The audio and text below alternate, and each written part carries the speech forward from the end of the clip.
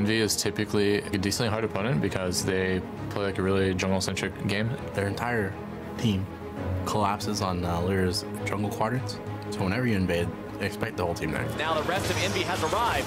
The hook down onto Smoothie. Fox shows up. Smoothie jumping away Nisqy from the side here. Engaging. But Nisqy coming in on the side, dropping the burst under contracts. Apollo grabbing the kill. CLG have been looking pretty strong. We kind of have to prove ourselves that we don't really just rely on beating the lower teams. But the win will be there for Envy. 2-1, taking down Team Liquid. Envy take down FlyQuest 2-1. FLICKR just too late on that one, and Envy are going to win the series and sweep the weekend.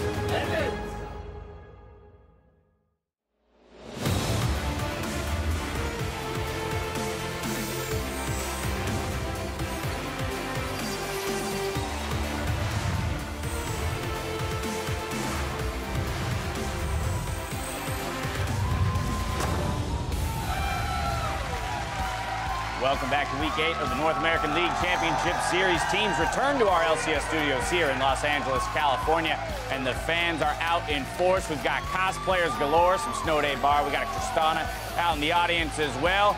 I love to see all those smiling faces. Plenty of TSM fans, but go figure. Always. There's never a shortage of them. Here they are lining up outside, making the cheers. That is a sick Bard cosplay, by the way. amazing, Wild yeah. Turtle waving to the crowd as he makes his way into the studio. FlyQuest up against TSM in their first series of the day. Coach Parth making sure his team looks prim and proper as they make their way to the stage. And Coach Zix sitting right alongside OmarGod, making his debut as the starting jungler. They've got a tough test here against Apollo and the rest of Team Envy. Hello, everyone. I'm James Dash Patterson. Well, it might feel like deja vu. The universe is not deceiving you. I am joined by Mark Zimmerman in the Analyst Dojo once again. People should probably get used to it at this point. It's not much of a surprise anymore. Until we swap it up on them, man, and then knows? the whole world is on fire, or Ooh, something both of like us. that. All right, let's start things off with a refresher on how the teams rank against one another. Immortals are currently safe in first at 12-3, with TSM and CLG sitting right behind them in second. In the middle of the standings, Team Envy, Cloud9, and Team Dignitas share fourth and have not yet secured their spot in the postseason.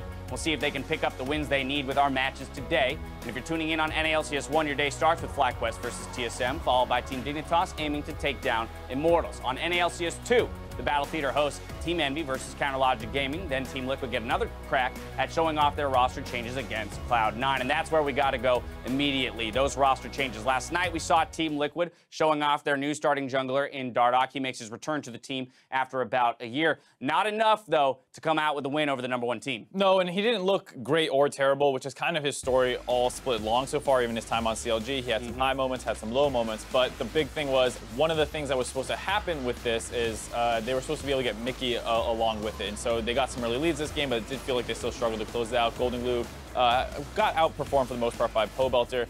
And the thing with the Mickey situation, just because he's going to be a new import player in the mid lane, Dardoch, a strong resident jungler, they were hoping to kind of work both of them together, but there is still some visa hangups. Exactly. He's still eligible to play as soon as that gets sorted out, so it feels like Team Liquid was just kind of waiting on that figuring itself out. Right. If you're going to play Mickey, you've got to get rid of either Piglet or Rainover in terms of those import slots. So that's the thinking behind bringing Dardoch in. We'll wait to see and make our, our opinions about Mickey clear when he finally does get to play. Now, today we get to see the other side of that late season shift as the rookie jungler OmarGod is going to have to step up for CLG into that starting position. And that's the thing about now that he's officially the starter, it does add an extra little bit of pressure before, whereas when you went in, it was kind of like you're going in for Dardoch, let's see how you do. Now it's like, well, you're the guy, and we need you to actually play well every series. And win or lose, you're going back in, right? There's no sub after the first loss. Hey, let's take the pressure back off of you. You're going to have to muscle through all that alongside the rest of the team. But let's talk about this change for CLG because in large part,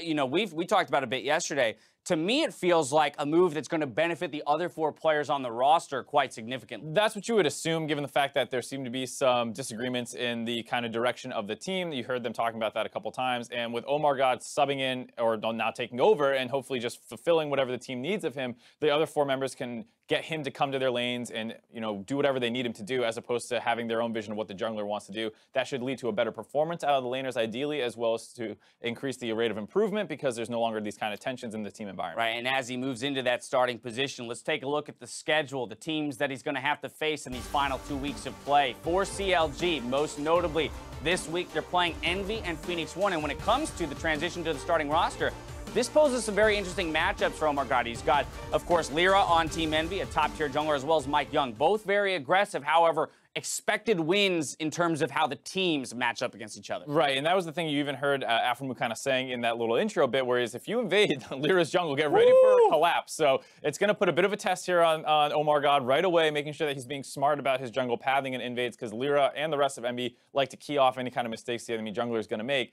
And just for CLG, the rest of the way, you see that they also have Phoenix 1, Dignitas, and TSM. So they have not the hardest win, percentage overall. That's sitting at 50% basically. But what's really interesting to me is just that TSM has the same teams, except it's FlyQuest instead of Envy. And then assuming that everyone's winning their matches as you would expect of the top two teams, they have a very important final game between each other to probably be fighting over the last playoff bye. Exactly, quite possibly fighting for that bye. The other two teams that we want to take a look at when it comes to schedule are the teams over here on Mark's side of the screen. We've got Envy with the toughest schedule ahead of them. 72% win percentage from their opponents left to play, whereas Cloud9, woo, smooth sailing from here on out. Yeah, I mean, another two teams that are very close in the standings, but unlike TSM, C9, and Immortals, which are all relatively close, they are so far apart in terms of the difficulty remaining. It can work against you a little bit for Envy if you lose those, but if you do win them, you probably head in with more momentum than C9, who, for the most part, should be beating teams they're expected to beat, and it's kind of a thing where you can go in like, oh yeah, we won our last 4 matches, but were you really tested and had to learn more? Without a doubt, we heard it from Apollo there in the opening tease. He's talking about, hey, we don't want to be known as the team that can only beat teams below us. All right, well, if you're going to prove it, now's the time to do so against these other top-tier teams. All 4 of your opponents will likely, almost definitely be in playoffs with you. And then for this, the side of Cloud9, this is that kind of situation where, like, ooh, if you drop one, then you should be worried moving into the postseason. Yeah, and you're just expected to win. It's kind of one of those lose-lose situations a little bit where, like, you won 4 matches, not super impressive. You lose one of these, you lose 2 of them, and all of a sudden you look like maybe the weakest team heading into playoffs. Could help them in terms of seeding, though. Either way, that's some thoughts on the weeks to come here. Now it's time to send it over to the casters to get us into the games. Thank you, Dash. Hello, I'm Clayton Captain Flowers Reigns, and I have some bad news. Oh, no! Kinsler, our intros have peaked after yesterday's fantastic intro. It's only downhill from here. Well, that's too bad. We're just going to have to get over it. But it's uphill now. Wait, uphill's normally bad. Anyway, we got some good games coming your way. The Rift is ready and waiting for our first match, Team Envy versus Counter Logic Gaming. The big news coming into this week for CLG is that they have dropped Darduck and promoted our OmarGod, to the starting roster with only 2 weeks left in the regular split. Yeah, I mean, OmarGod showing up here for CLG. He's stepping up when the team needs him, right? They wanted to get rid of Darduck, and he has slotted in for the team. The problem is that he's still, he still definitely looks green, and it looks like he's playing with a little bit, maybe a lack of confidence or something. They're still working with him, and it is going to take some time for him to gain that synergy with the rest of the team, but they actually don't have a bunch of time left because the fight for playoff spots right now is incredibly important, and Team Envy is actually one of those teams fighting them for those spots. Yeah, he's got quite a test as a starter versus LirA, who, despite not having as dominant of a split as he did in spring of this year, can still pop off at any moment. Almost all the Envy games are kind of the LirA show where everybody's watching this guy. Not only is he been playing mechanically well, not only, is he one of the top junglers, if not the top jungler in the entire league, but also Envy released that video where I think it was Apollo talked about how LirA's even teaching the rest of the team macro, and he's kind of stepping in as a pseudo coach for the team as well.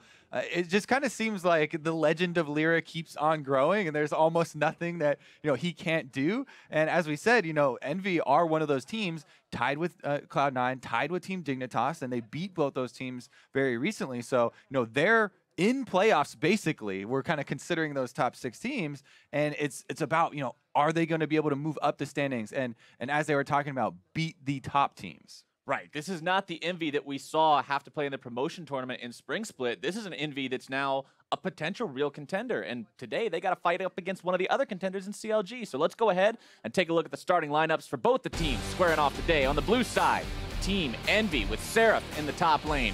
LirA, that teacher, that leader in the jungle. Nisqy mid, Apollo bot, Hakuho supporting, and Coach Violet. And facing off against them on the red side, it is Counter Logic Gaming in the top lane. Darshan, jungling now OmarGod, mid Huhi, bottom Stixxay support aphromoo, and Coach Zix on stage. And what's on the line for both these teams? Like you mentioned, it's a close race in terms of playoffs and seeding and things like that. And it's true for both the teams playing. CLG neck and neck with TSM, trying to get that second bye, while Envy is trying to prove themselves as not just the 6th place playoff team. Yeah, exactly. Like we talk about, these top 6 teams are considered to have a pretty good edge as far as actually securing their spots, but so much importance as to the seeding. And that's what really does matter here, moving towards the end of the split. So let's take a look. Should be standard bans. Standard for CLG when you're against them. Gotta put that asterisk. We would expect, something like Zach or something to come out here. Maybe the Kalista even. As far as teams have really been pushing that priority on that champion, even up almost to the level of Caitlyn, because of the ridiculous mid-game spike that Kalista has, because of the ridiculous objective control and playmaking ability. She's really risen up the ranks, but there are the classic tanks that we're looking for. We'll see if they throw any more curveballs. Maybe Thresh or the random support bans have come in as well. And after the buffs to Maokai, just in general, he's been banned a lot now too. There's that Kalista you were talking about, so nothing really too crazy out of the ordinary, as long as you consider CLG. Exactly. Showing up in the ban so far. Mandatory Aurelion Soul ban. They did not forget. And it looks like we are going to have some LirA priority. The classic Elise. People were getting super hyped up on tanks, and rightfully so. Cinderhulk extremely powerful right now, but it really does still feel like Elise, especially if you want to get an early game team composition going, is the queen of the jungle at the moment. So much more playmaking early on from her than those tank junglers, even though the tanks will scale up quite nicely for team fights. And although Envy has fixed it a bit this split, they were a team last split that was known for the early game, and then it was the mid game where things sort of started to fall apart for them. So not surprised to see them go for that early pick, especially in the guy that makes so much happen for him. Counter Logic Gaming going to respond, picking up Gragas for themselves and also locking in the Trist. Yeah, CLG have long had a high priority on the Gragas. Darshan feels very comfortable on the champion, as well as the obvious swap that you can make him into the jungle. So flexible first round for them. Meanwhile, Tristana, one of Stixxay's kind of main champions there, building towards the crits, getting those resets later on in the game, and CLG kind of drafting into that team play style. Well, Envy will decide to answer it with their own AD carry, grabbing the Varus for themselves after they were thinking on the Galio there for a minute, but that's a champion that, although he was really, really popular and really, really meta for a while, has since sort of fallen off a cliff. So it looks like Envy just instead opting to go into both bottom laners, picking up the Braum, more CC to go with what they've already got on the team. That's definitely the key here with Envy's last couple of lock-ins. Huge amounts of crowd control from the bottom lane, so that opens up their top and mid picks actually to be just very, possible high DPS, possible tank frontline there, depending on what Seraph wants to roll with. Meanwhile, we get some roaming from Huhi. Aurelion Soul is banned out, but Kalista, pretty good at it herself. Yep, going to be able to see the Taliyah picked up there, so you can have that mid lane pick before the second round of bans come in, so you don't have the pool pinched any further. Interesting choice, because it does open you up to counter picks, but... Yeah, the reason that we see so frequently, actually, now your third pick here on the red side being a mid laner is because we slot right into the next ban phase, so you still... get 2 more bans to throw at the mid lane. You basically take 1 away, then add 2 more bans on there, and don't feel too bad about counter picks against Taliyah anyway, because kind of the best ones are basically assassins for just lane, looking for kills and looking for pressure. But those really don't translate well in competitive and especially in these types of scenarios. Taliyah right now is just an extremely robust mid laner. Very reliable damage as well as the utility coming out of those walls. And there you go. 2 of the champions that could do potentially very well into her that are not assassins, banned away. Well, I still have... Syndra's kind of like an assassin. Press 1 button, you kill the guy, but it's not an assassin class-wise. Exactly. Meanwhile, supports banned out by Team Envy, taking both Lulu and Janna off the table, so those can't be picked into the Braum, give them a hard time in lane. Interesting, too, because we have seen a resurgence of Alistar. And I just kind of want to go over this real quickly, just in case there's a possibility of aphromoo actually picking it up, because this was one of the big champions for him. He's been a long-time Alistar player. He has a lot of playmaking abilities, and it's nice for CLG when he is on the front line. It's not going to be the case this time around, and he just does go with the Morgana for the Black Shield.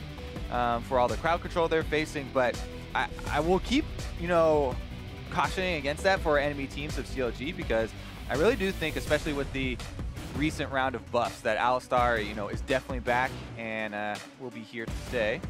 Well, Envy gonna pick up something that can never be back because she never really leaves. Orianna, a competitive staple since the beginning of time and probably gonna be there till the end of it too. Locked in there for Nisqy in the mid lane, and now they've got one more to pick. Their top lane still left to be locked in. Counterlogic Gaming will get the opportunity to counterpick this one if they pick anything too wild. So usually going to see something relatively safe, and the Jarvan. Bit of a front line. Also works really well with the Orianna. There's the Shockwave delivery combo where Jarvan can just jump in Cataclysm, get everybody nice and grouped up for the good AoE. But it is a lot more about team fighting there. And CLG, mainly with this Taliyah pick, do have a lot of options for splitting up the map, roaming around early, and now that they've got the Camille for a split push pressure, it's exactly what you want when you have this type of composition. Have Darshan split pushing with the Camille, try and get some pressure, draw the team apart, so you can then use the Taliyah wall, go cut people off, corner them, and isolate some kills for yourself. So we'll see, can Envy actually stick together and pull off that team fight and those combinations? I like seeing this top lane matchup because I remember when Camille was first released and she was hilariously busted, people talked about her ulti just saying Camille's ult is like Jarvan ult except it works. Because people could always tumble out of Jarvan walls or jump over Jarvan walls. Camille can get out of it easy. No, you're not getting out of anything. Camille just traps you in there. But now, of course, they've got different strengths, different weaknesses. We've seen so much of Jarvan recently, too, after the changes to the Golden Aegis, and also just the fact that his laning lets him lane against carries and tanks alike. You can shred their armor. You can just do really strong burst damage to him. The champion is versatile. It is versatile, but Camille, as you said, is one of those champions that can just jump right out of his ultimate, and he cannot do the same to hers. We'll see if Darshan actually gets any attention up there early on, because we have seen many a Camille recently after her buffs, get out of control. The mid-game spike, everyone always loves to talk about Trinity Force, plus your Tiamat, and then it starts to get a little bit risky. And you and I yesterday, watching those Echo Fox versus Phoenix 1 games, we got to see Brandini on the Camille have some crazy ultis, trap high-value targets. If Darshan can have performances like that, then he can definitely be a power player in this series, as CLG wants to make sure that they stay neck and neck with TSM, grab a win here. Envy wants to climb further up those standings, cement themselves as a true threat and a real contender in the playoffs. So lots on the line here for both these teams going into this best of 3. As we break out of the summoning platform, everybody heads out onto the Rift. You can see CLG grouped up while Envy fans out. Interesting. Maybe we'll have actual level 1 play. Just looking for the Morgana bindings in case anybody walks a little close, it looks like. They don't get spotted out. They will sneak into that brush. There's a chance they can actually rush LirA, and he's a little bit slow walking away. Keep those fingers crossed. You need Afro to go first. Get Stixxay out of the way. He's blocking. OmarGod body slammed over the wall. Yeah, he body slammed over the wall to make sure. All right, when they're going to go for it. They can catch LirA out here. They're going for it. LirA's going to see that. Fire back up. Ooh, flash for flash. Instant reaction there from LirA, but Darshan with his own flash, cutting off the spider. aphromoo needs that binding, gives him anyway. That's first blood for CLG. Oh my goodness, that is definitely the way that they want to start this game off. The only way it could have been better is if OmarGod didn't take the kill and Stixxay actually with that rocket jump in was able to get it. Now they're going for a little bit of harassment on Seraph too. At 1 minute and 30 seconds, that is going to stick a little bit. And every little bit does count in this matchup. Camille can definitely have a good time up there as long as, there's no repercussions from the jungler. But yeah, as you were saying, OmarGod body slams up to the top. They're doing this blind, but this is one of the highest chances of the enemy, sitting early level 1 is in that brush. And since Darshan here on Camille has that mobility, easy for him to answer there with his own flash and get the stun to set up aphromoos binding. That was close to being dodged, by the way. And LirA kind of walked back into it on his second stutter step. That's a hell of a fan vote, Kobe. CLG fans out in force today, 85%. Think that they're walking away with the win. And I mean, after the first blood play, that's kind of supporting their claim there. Can't get too carried away with 1 kill, but it's a good omen for CLG. Definitely is. Money definitely talks, and that's what you're going to get with First Blood. So OmarGod has got more in his pockets. Bottom lane, though, good harassment here from Apollo. Ooh. Actually just destroying Stixxay. So much damage and procs the Winter's Bite on that very last hit. So Stixxay is going to be sent home if he's not sticking careful. around, but he's definitely got to be careful.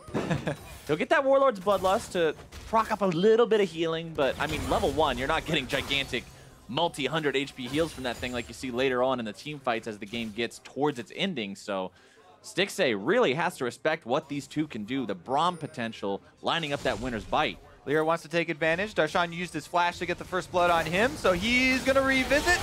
Dodges away from the cocoon, instead getting the stun back onto LirA, who has to repel to keep himself alive, but LirA will instead donate double buffs over to Darshan, who's going to find the 1 versus 2 outplay if Seraph isn't careful.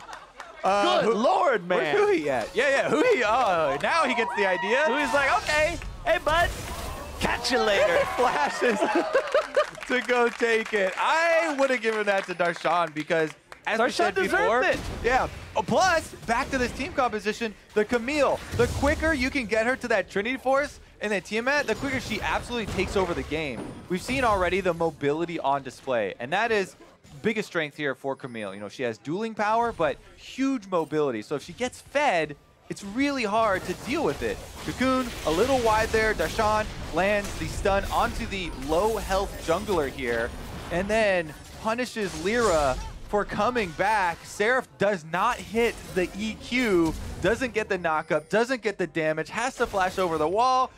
And then Darshan's been yelling here at Huhi, or maybe he wasn't telling him and he wanted the kill for himself. Maybe that's why. That's it's true. a little bit slow of a roam up. Always could have had that, but Like, nothing's going on here. I got it. I got it. don't worry about it. Don't worry about it. Either way, what a fantastic start for CLG. LirA getting caught out at level 1 and then trying to get himself back into the game, trying to slow down Darshan's snowball and instead only packing more snow into it, making life very, very rough, not just for himself, but also for Seraph, who's now got to contend with that 102 Camille, who just bought his Sheen before 5 minutes. That is rough. I mean, he basically, as you said, packed more snow into the snowball and then handed it to Darshan, and Darshan smashed him in the face with it. He's like, Then here, hit my Seraph top with laner. another one. Hit my top laner. Here's a freebie. Now he's off to the Sheen. So Sheen, reason why this is one of the biggest early spikes for Camille and why, Darshan with the early money is going to rush into this item is that your second activation of your precision protocol, your Q on Camille, the true damage part, actually converts the Sheen damage into true damage as well. So dirty. So exactly. Very, very dirty. LirA wants more, though. He's back to the top. He's not letting this go. He is Definitely vengeful. angry. I have to say, it was both intelligent by CLG and also fortunate that they were able to get LirA in the Pixel Brush and focus down LirA early on in the game, because as we said, LirA has been the driving force for Team Envy really in the early game at least, and getting him off his normal game plan and off to a very rocky start here is basically the best thing you could possibly do versus this team. And it's not just getting rid of Envy's win condition, it's shoring up some of your own weaknesses as well, talking about how the team really wants to get OmarGod up to speed and make sure that they're facilitating him as much as they can. Taking LirA out of the picture allows OmarGod that breathing room. It's saying, okay, he's not going to be counter-jungling you, he's not going to be in your face, he's really far behind. You can play your game without having to worry about the LirA creeping around in the shadows, getting all up in you, trying to figure out how you can avoid that. Creepy spider crawling Yeah, around. spooky spider skittering all over the place. Oh, man. Look at this, what this does to the top lane, too. Seraph cannot get up to the minions. Even though he has that pink ward, he has to worry about the ridiculous range that Camille, can close right there. It's the jump off the wall into the ultimate here now that they're level 6 means that he can't even be in experience range. He's so far back because roaming from mid lane, Huhi's coming up, and they're just denying this Jarvan a tremendous amount. Ward placed down in the top side of his jungle, so Seraph knows that they might try some sort of multi-man dive after seeing the enemy mid laner disappear, so they'll catch out OmarGod walking around there if he sticks around any longer, but now Omar has made his way towards the mid lane. Nisqy still doing a good job staying dead even here with Huhi in terms of farm, but Envy's already down 1,500 gold 7 minutes into the game because of those 3 kills they dropped early, Kobe. And with Infernal Drake being the first one on the table, if CLG can continue to make these early game plays, they could get ahead really, really rapidly. Yeah, it's definitely looking rough for Envy already. They should be able to, you know, try and stabilize here and keep calm. LirA actually has gone for mobility boots even on the Elise, which we don't actually often see when you're behind like that. Very rarely does an Elise get killed twice, you know, pre like 5 minutes and then rush into mobility boots, but he's kind of going all in on this. I am going to get back into this game. It's all or nothing. And we'll have to see if he's able to get into place for any big plays here to try and right the ship, because you are incredibly squishy. Do not have combat stats here with this purchase. It's all about, you know, trying to make plays to get yourself out of this deficit now, and he's definitely investing in that possibility. Still aiming at top side. He's going there once again.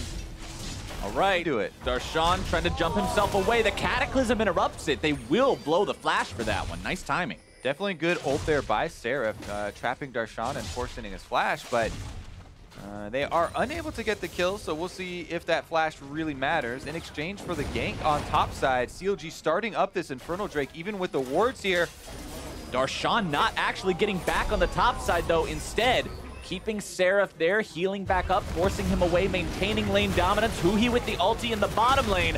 Hakuho knocked up into the air. Black Shield down on Omar as he face tanked everything there in the front. More damage coming through, and Hakuho is casualty number 4. A nice catch from Omar. Will throw Apollo right back into CLG's waiting arms. The whiff on the shockwave, thanks to the flashes, as now Nisqy finds himself the target. The repel up in as LirA grabs 1 revenge kill.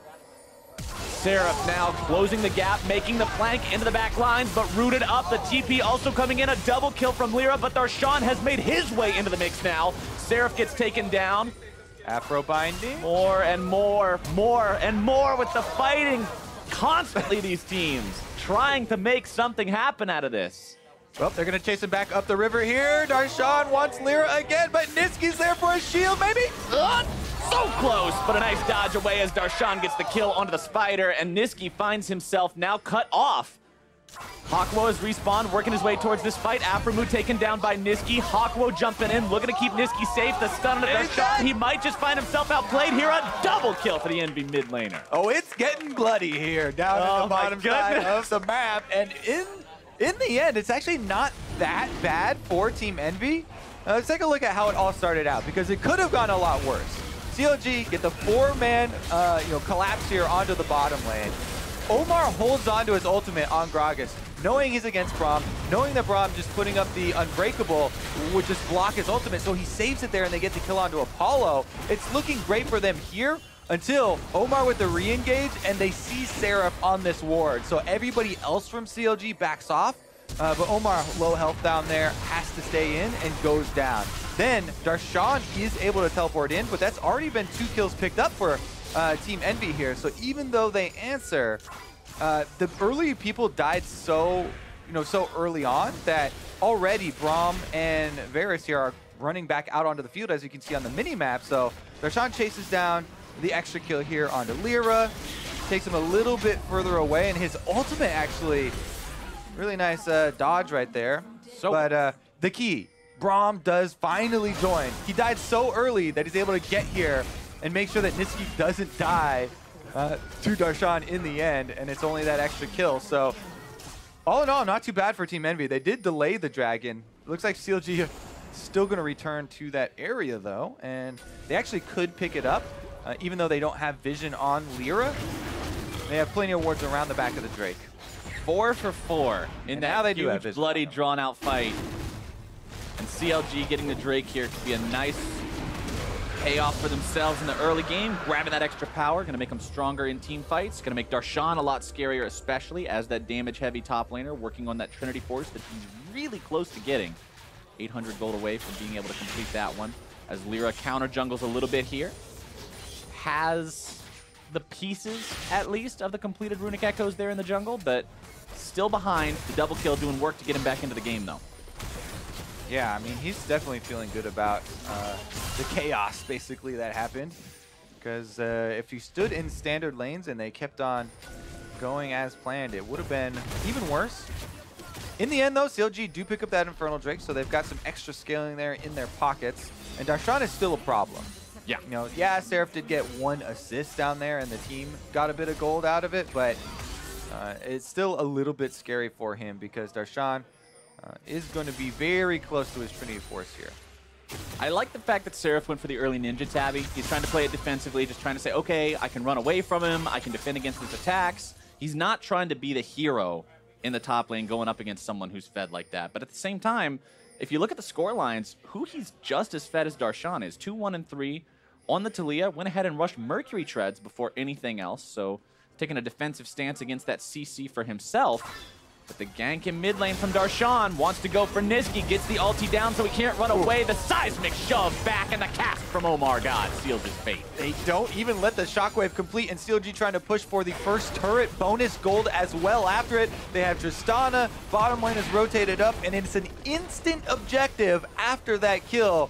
Now that is team coordination. That's exactly what you want to see from one of these teams contending to be the best in the North American LCS. Not just setting up the kills, but having a concrete plan about why they're doing it, getting those objectives after. Seraph is going to be able to answer here for the turret on top side, but the first turret bonus gold is not going to be able to be made up. That's definitely something they're good for. Envy, though, they definitely need to try and get those consolation prizes after each one of the plays. LirA starting off the Rift Tail. It's pretty easy for Elise. You can turn them around really nicely with your Spiderlings. And it basically just takes time to kill him. Not really much threat of the damage. Pings coming out at a few different points on the map from both teams here, but looks like LirA's not going to be stopped as he continues this Rift Herald with the help of Seraph.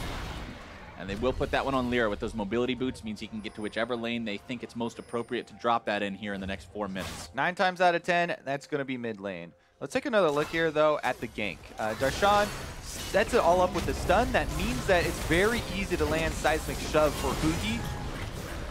Stun target, skill shots are easy to hit, and that's an instant kill. Nisqy, no way to try to outplay that one. Like we talked about a little bit earlier when we were joking about the Camille and Jarvan ultis. Camille ulti, there is no way out unless you knock Camille out of her own ult somehow. Makes it very, very difficult. Or you make her run away. Yeah. Make her run away, knock her out of it, somehow prevent her from staying in that hexagon. It's the only way to get yourself out. But when she's ahead like she is, it's really, really hard to put her in a spot that's disadvantageous enough where retreat is the only option. Yep, and there you go. The Darshan Trinity Force is done before Boots even picked up. 15-minute Trinity Force completion for himself. That does wonders for his trading there on the top side. Even though he doesn't have a turret, he does have decent defensive vision. And we keep on just raving about the mobility of Camille. And it can be used both offensively and defensively here. The thing that Seraph's got to be careful for, with half HP and very little mana to work with, he could lose his own top lane turret very soon. Definitely need to keep an eye on that for Team Envy. And LirA's making his way up there. He's doing 2 things here. Yes, you do want to kind of prevent the dive just in a 1v1 scenario, but he's got to assume with a Taliyah on the enemy team and not too much vision coverage, there's definitely a possibility of CLG trying to make plays up onto that weakened top side. You know, low health turrets can also be used as traps, as bait sometimes. Because you know that they're definitely going to want to continue to pressure their area of power. LirA's actually making a very long route up to the top side, goes all the way through the jungle, all the way around behind Darshan, and he's looking for vengeance. Let's see if they can pull off the 2 versus 1 this time. Up into the air he goes, but Huhi coming in. The cavalry has arrived on the wall. Darshan firing off the ulti, now back onto Seraph. CLG finds the kill. LirA really wants to pay him back for the early game, but every single time he goes up there, it just gets turned around, and each consecutive play that backfires up there just adds more fuel to the fire, more money into this Camille. And Darshan now level 11, a very fearsome force. CLG starting to take turrets as well. Bottom side goes down. Rift Herald also going to be killed pretty quickly. LirA used that one because it was, you know, the duration was running out. You don't want to let him go to waste. So that at least they got the charge off and got some damage on mid turret for themselves. And the worst part about this is every time LirA goes up there and causes that trouble in top lane, it's not him who's hurting once the play goes awry. It's Seraph who's hurting. Seraph's the one who now has to deal with a fed and then more fed and then most fed Camille. And eventually it's going to get to the point where he gets run over, and we're already seeing LirA not being able to help him. Darshan isn't going to take a lot of time to take down these turrets. So if Seraph is constantly forced away from them, Darshan is just going to have a field day up here, and CLG is just going to have that much easier of a time doing whatever they want over the course of the rest of the map, because so many resources. What turret is gone already? That's a good point. That turret's already out of there. Tier 2, the next problem, as Darshan will now be able to move through the top part of the enemy jungle much easier, throw down some wards if he wants to, look to make rotations, picks, catches, any of those good words that we want to use to describe CLG trying to get Envy out of the picture faster. OmarGod swoops in with his big old belly and steals away that red buff from LirA's Spider. Such a graceful swoop. It really is. For such a big guy, Gragas, he knows how to move. He definitely does. aphromoo looking for some bindings here. Steal away 10 gold, but not going to be able to get it. Darshan is going to be able to steal away more than 10. No, he's not. Nisqy Flash arrives for the shield plus Seraph's flash burn. And these are exactly what you were talking about. All those, nice words or whatever you were listing off. That's top lane pressure for you. He 2v1s, he gets a summoner, he draws pressure so that nobody even has a chance of going to look at the Drake that CLG pick up.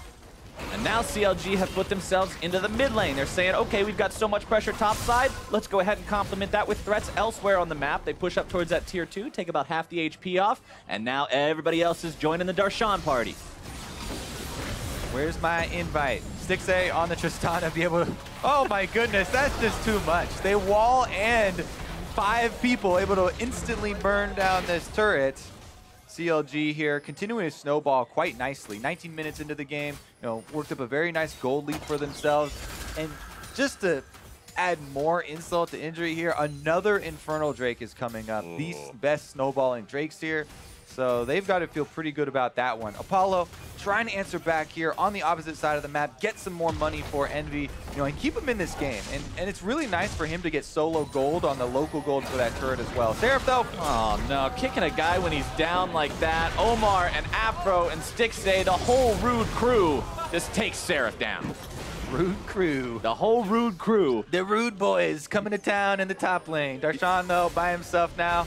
He's set up shop on the other side, and he's going to start pushing all the way down to the bottom. As you get, past 20 minutes here when Baron spawns, you want to transition your pressure down to the bottom side because it's furthest away from Baron. That's how you can best pull the enemy team apart. As we said before, you want to use these Taliyah walls, split up the team.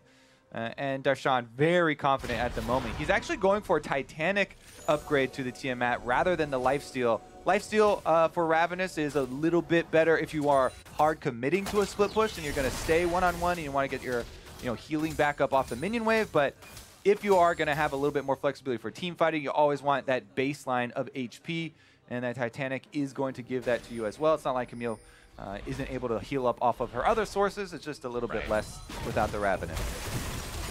And it's so hard for Envy to try to stay even in objectives against CLG too, considering they've got no map control, they can't contest Drakes, and it's very difficult to go turret for turret against a team that can just wall you off of your own turrets like we've seen CLG do a couple of times this game, and say, okay, we're going to take this. If you want to fight it, you have to flash over it or something. Yeah, so we got to play hard mode here and look at it from Envy's perspective to see where the comeback comes from, They do have the crowd control from the bottom lane and the combo of Jarvan Orianna that we talked about.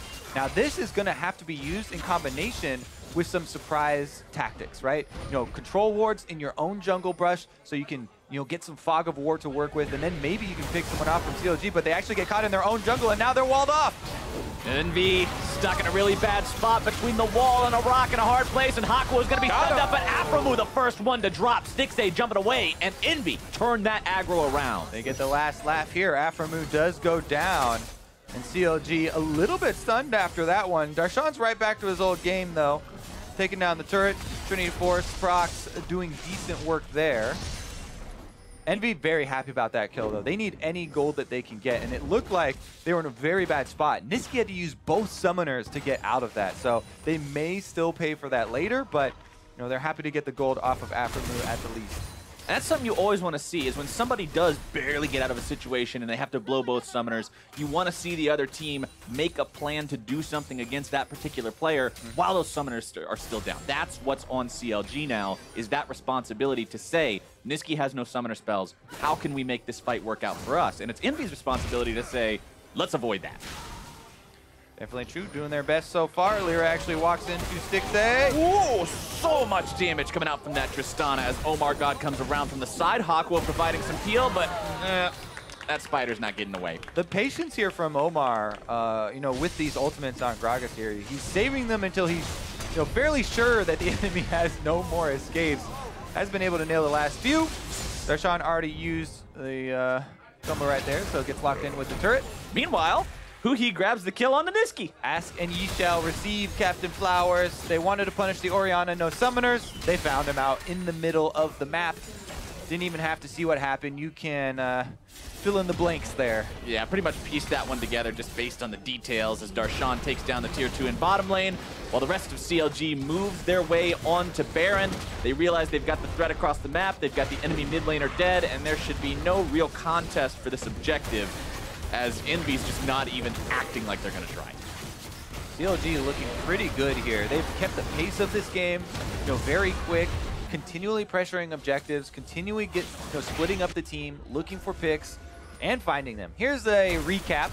Nisqy was out in the middle of the map, gets a good double shockwave, but it doesn't matter, as you know, aphromoo landing that binding makes it again super easy to land your seismic shove. You know, bound target, and Huhi's able to finish him off. It got a little scary there for aphromoo, down to like, what, He's squished. 100 health or so. Not exactly a tanky Morgana when all you've got is Eye of the Oasis and Ardent Censer. However, those items are really, really good and really, really cost efficient. So he's still able to contribute a lot to his team, and his team is in a fantastic position right now in this game. 7,000 gold up, 3-0 and 3 on that Tristana with all 3 big core items done. Yeah, it says a lot about an item where even if aphromoo only has, you know, one shield, a single target shield on a decent cooldown there in Black Shield, and Ardent Censer is still the rush item. It's just that good for scaling AD carries. You mentioned Tristana's triple item power spike right now for Stixxay. He's also going to have the added, you know, benefit of Ardent Censer Black Shield on him, which absolutely makes it a ridiculous, almost late game Tristana at 25 minutes. He's got double Infernal Drakes and all these extra buffs here. He is looking pretty scary. I mean, you remember 2 minutes ago when LirA walked up into his own jungle and ate, what, 4 auto attacks and an E from the Trist and almost got killed instantly from that? And Stixxay's only scarier now compared to what he was then. Walking up this bottom lane, here comes the Weaver's Wall yet again, zoning Envy away so they cannot defend as Seraph finds himself stuck in the Hextech ultimatum and brought down. Hakuho barely backing away alive from this one as CLG looks to take down inhibitor number 1 only 25 minutes in. They're playing it safe, though. Don't want to overextend themselves. They're allowing Darshan time to provide a threat on the top part of the base as well. Yeah, definitely threat. You could say that. Threat level right now is high. Yeah, it's pretty crazy. Black Shield nice there. Black Shield. Dodges or nullifies the shockwave, and they're able to finish off that inhibitor. Inhibitor number 2 should be pretty trivial. Envy, it's 4v5. They're tremendously, you know, outgunned here, outmatched. But gotta go for some kind of miraculous play. And there you go, inhibitor number 2 gone, inhibitor number 3 now the target, but all 5 Envy members are alive. All right, Seraph only has kind of one option here. They can't afford to give them all up. OmarGod going in with the flash into the body slam, getting the cast back onto a couple. A rampage for Stixxay as Seraph falls instantaneously. All 3 inhibs gone. They had 3 up at 24 minutes, 3 down at 26. CLG wants to finish this game fast, and it looks like nothing's going to be stopping them today. Huhi grabbing the kill onto Apollo as Hakuho finds himself caught out, nearly brought down. That volley from Taliyah not able to finish the job just yet. But the Nexus turrets are falling. Nisqy's blocked off, flashes over the wall to get back into his own fountain, but a nice shove on LirA back over it to take him down for the 5th time this game, and CLG Red Rover sent LirA over! And they win the game 26 minutes in with that shove and with that Nexus explosion. What a convincing win from CLG. I mean, honestly, they never stopped.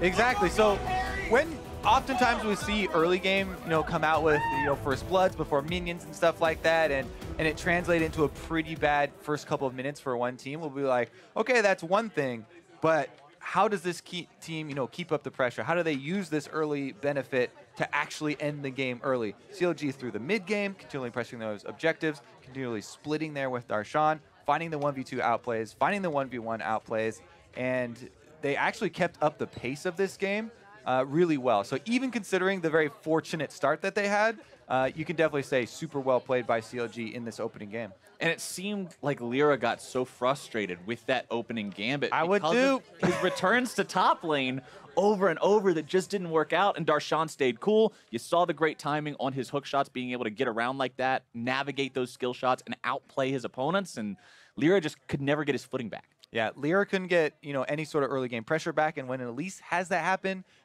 it makes it super hard for the team overall to come back, especially since he still went Moby boots, to try and make plays. But Darshan gank mid lane, and then you've got a Taliyah also roaming around. There's just too many moving parts at that point. CLG's team worked fantastically from ahead, but for more on that victory, let's send it down to Dash and Mark. Thank you very much, Captain Flowers. CLG coming up on top of Envy for game 1 of this series, and it's all about that jungle matchup. Captain Flowers hit the point there. It feels like LirA was, in a sense, frustrated and really looking to make plays after that inventive and kind of weird level 1 from CLG to pick up first blood. Yeah, I mean, that's the thing. That level 1 was one of those times where you do it and you're like, I don't know if that was worth it, because you had to level up weird abilities on multiple champions. You had to blow 2 flashes just for 1 kill. It was definitely a situation where you're kind of scratching your head as if this was actually going to pay off for anything. Right, and the importance is that the 2 flashes used were OmarGod and Darshan, right? So LirA looking to attack the exact flash that was dropped in Darshan. Darshan getting the outplay, though, on that turret dive. Definitely sent him off to the race. That's the big thing, is that one play kind of not only got him ahead, but Huhi was able to come in and help as well. So this was just an over-aggressive play that Darshan played pretty well. You saw LirA trying to basically predict the E out of Darshan, sent this cocoon along that path. It was just a little early, and then they didn't call the playoff after that, and LirA didn't have a flash either. So even though you're trying to punish this flashless Camille, you don't really have the tools to punish it that well either. Seraph tries to save his teammate, ends up putting him in a bad position as well. So instead of just being a 1-for-0, now you have to worry about the extra kill coming in.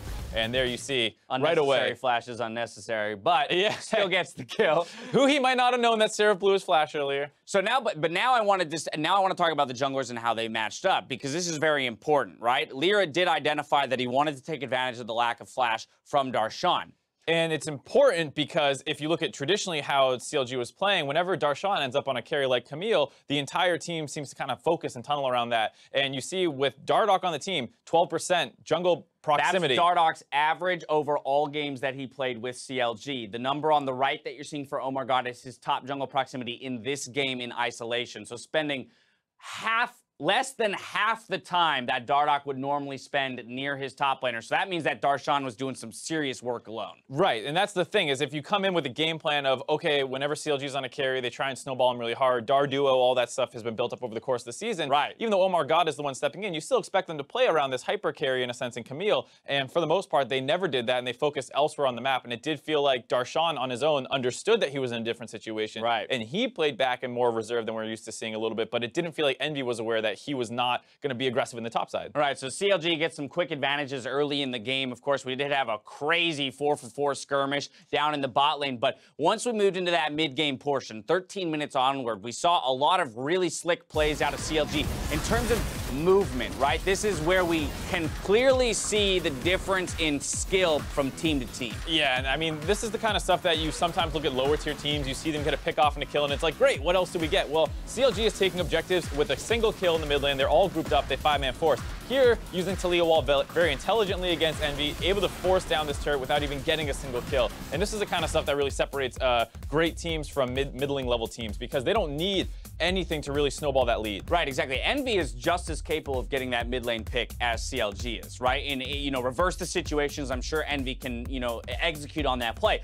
But Will they have done it in a fashion where everyone else is collapsing on the lane in order to take advantage of the man advantage, that man advantage in the mid lane? That's the thing, is getting everybody on the same page at the same time. The fact that your bot lane is roaming up while that's happening. The fact that Darshan's moving down with the advantage that he has and spreading it all over the map. That's one of the things you tend to see is, oh, I got a 3-0 Camille or something, but how many times is it actually spreading its influence over the map versus trying to consistently 1v1 the enemy top lane? Absolutely. Player of the game going to Darshan on that Camille. It's great to see him stepping up into those carry roles that he was once known for. Fantastic play out of him here.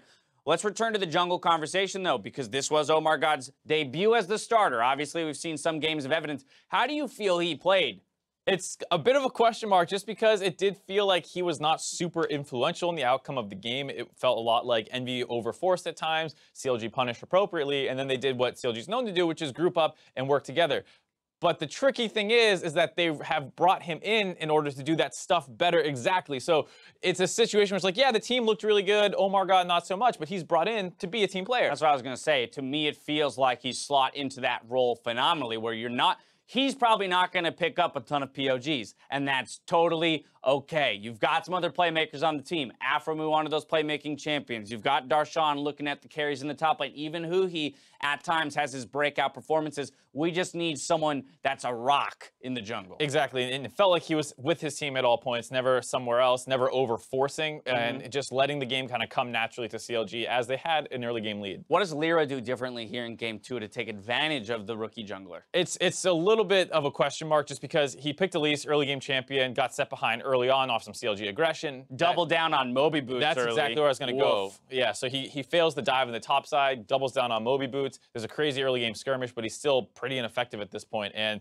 you would like to see him take Elise because it's an early game champion, but just not fall prone to some of these mistakes in the early game. When I want to see him attack Omar, not attack the laners, right? Let's see what happens if he spends his time in Omar's jungle as opposed to going for those top lane ganks that could be outplayed. It's potentially a good idea just because we haven't seen him have to deal with this kind of pressure and communicating with his laners, come to me, versus the laners saying, come to us. And so you heard when CLG was talking about Envy, they said if you attack LirA in the jungle, the team's coming to back him up. Right. And you don't Will know... CLG do the same thing? Yeah, exactly. All right, well, there's some thoughts on how Envy, might be able to strike back here in Game 2. We're going to step away for a moment. When we return, it is that Game 2 between Counterlogic Gaming and Team Envy. Don't touch that browser.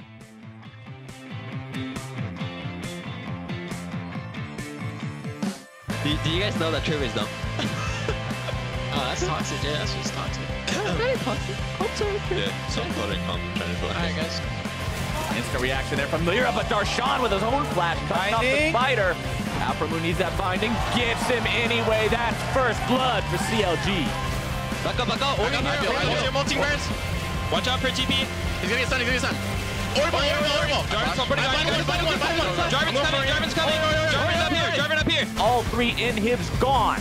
They had 3 up at 24 minutes, 3 down at 26. CLG wants to finish this game fast, and it looks like nothing's going to be stopping them today. Huhi grabbing the kill onto Apollo.